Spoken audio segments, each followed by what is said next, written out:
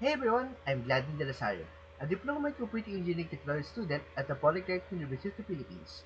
Today, I'm reflecting on some really cool advancements in semiconductors, specifically silicon carbide and gallium nitride (GaN).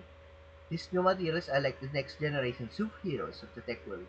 They've got the power to impact everything from computers to electric vehicles, and even the future of our engineering careers. Let's dive in and see how the semiconductors could actually change our lives.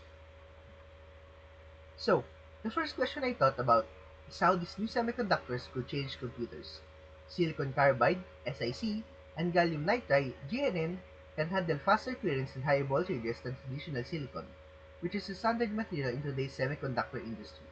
In simpler terms, semiconductors are materials that have properties between conductors, which allow electric current to flow freely, and insulators, which don't allow current to flow. Traditional silicon has been the go-to because it's reliable and relatively cheap, but it has limits. It can't always handle the intense speeds and power we now depend.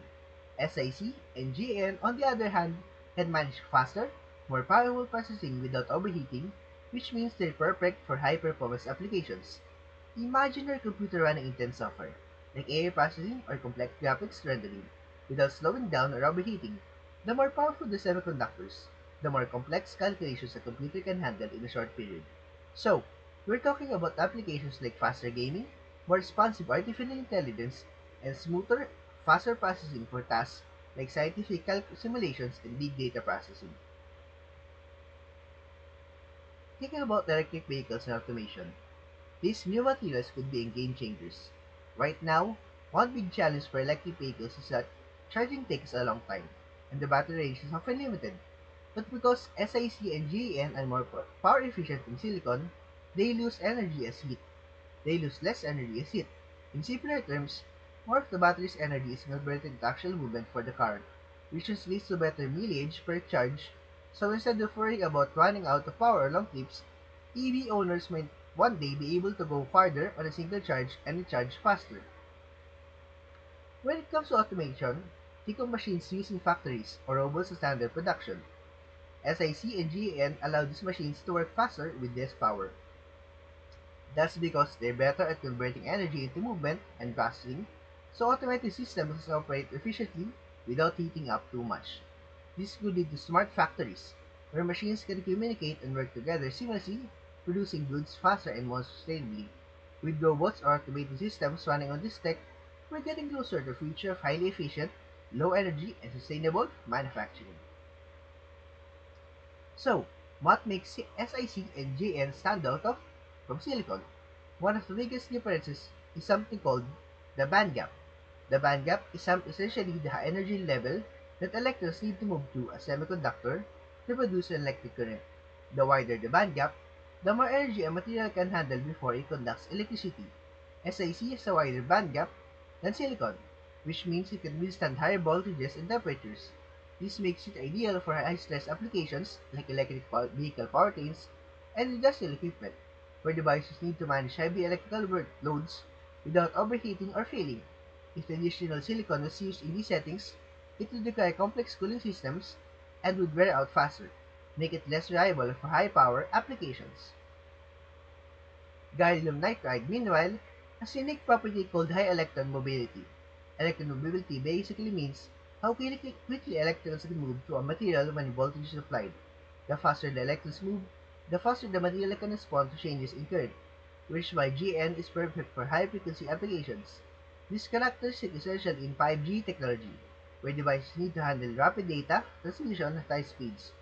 GN's efficiency also makes it ideal for wireless chargers and other applications where high-speed responses and low power loss are a key. Together, SiC and GN power and speed up to bring power and speed to the table in a way that silicon just can't match. In the future, we may see silicon being used less in high-performance applications as these materials continue to prove their value. Now, pondering on the question as student to what is the future of computer engineers with SiC and GM? It's pretty exciting and maybe a little intimidating. Right now, most of what we learn is based on traditional silicon systems, but as SiC and JN become mainstream, our industry will need new skills. Computer engineers will likely need to understand properties like wide bandgaps and electron mobility, along with new ways to manage heat and power in circuits.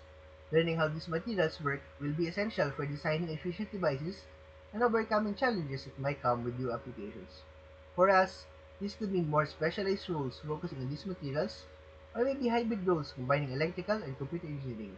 Imagine being part of a team developing a super fast, efficient charging station for EVs, electric vehicles, or designing new processors that take advantage of these materials to enhance computing speed and reduce energy consumption. It's exciting to think we could make an impact in areas like sustainable energy too.